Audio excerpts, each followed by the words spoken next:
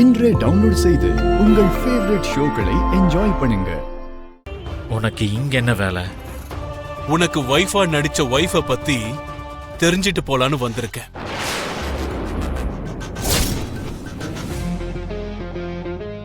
ரொம்ப அழகா இருக்காங்க.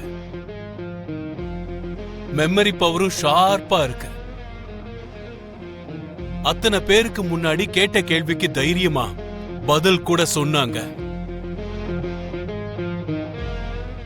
நல்லா தான் ட்ரைனிங் கொடுத்து கூட்டு வந்திருக்க. எவ்வளவு பணம் கொடுத்து இந்த பாப்பாவை கூட்டு வந்திருக்க? டேய், உனக்கு சம்பந்தமே இல்லாத விஷயத்தில் நீ தலையிடுற. நான் ஏற்கனவே குடிச்சிருக்கேன். மரியாதையா இங்கிருந்து போயிடு. நான் போறதுக்காக வரல மித்ரா. உன்னோட இரவல் பொண்டாட்டிய பத்தி முழுசா தெரிஞ்சிட்டு போலான்னு தான் வந்திருக்கேன்.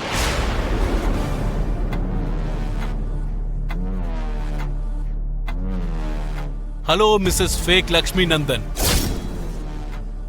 சொல்லு, எவ்வளவு கொடுத்து புக் பண்ணிருக்கான் உன்னை?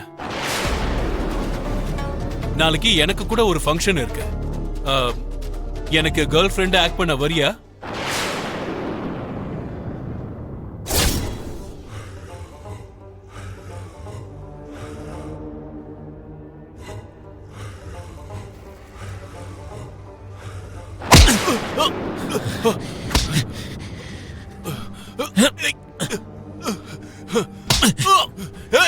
என்னைய அடிக்கிறியா? அடிக்கிறது மட்டும் இல்ல, உன்னை துண்டு துண்டா வெட்டி போடுறா. சொந்த நாட்டுல நீ எப்படியும் திருந்தல, வேற நாட்டுக்கு வந்தும் உன் கெடுதல நீ நிறுத்தல. உனக்கு மனுஷங்களை எப்படி மதிக்கணும்னு தெரியாது, ஜனங்க கிட்ட எப்படி நடந்துக்கணும்னு உனக்கு தெரியாது. அதனாலதான் ஊரை விட்டு ஓடி வர நிலைமை ஏற்பட்டுச்சு. அதே மாதிரி இங்கேயும் யாராவது உன்னை துரத்தி விடுற நிலைமைக்கு ஆளாயிடாத. எப்பாரு பிரவீன் மிட்டல், நீ கை வச்சிருக்கிறது மின்மினி பூச்சி இல்ல, உன்னை எரிச்சு சாம்பலாக்குற மித்ராங்கிற எரிமலை மேல. இன்னொரு தடவை என் விஷயத்துல தலையிட்ட, என் பர்சனல் விஷயத்துல மூக்க நுடைச்ச, இந்த எரிமலையில எரிஞ்சு சாம்பலாயிடுவ. போடா இங்க இருந்து. மித்ரா, நீ தப்பு பண்ணிட்ட. என் மேல நீ கை வச்சிருக்க கூடாது. நீ ரொம்ப பெரிய தப்பு பண்ணிட்ட. நீங்கெல்லாம் இந்த நாட்டை விட்டு போறதுக்குள்ள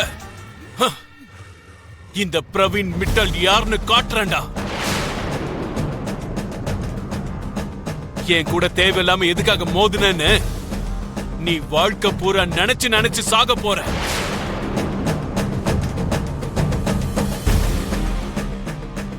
ஒருத்தரையும் நான் விட போறதில்ல. அதுவும் முக்கியமா இவள.